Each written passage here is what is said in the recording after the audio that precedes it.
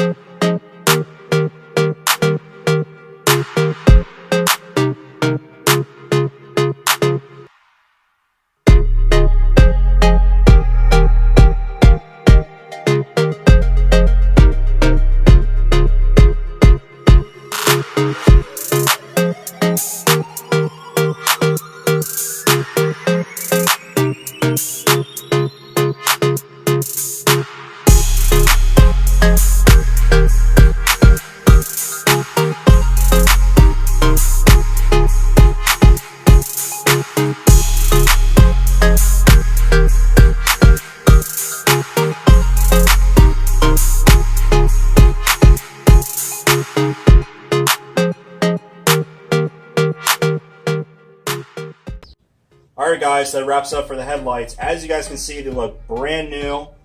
We thoroughly wet sanded them with the 2000 grit, and then we hit it with two nice wet coats of the high gloss super fast clear coat.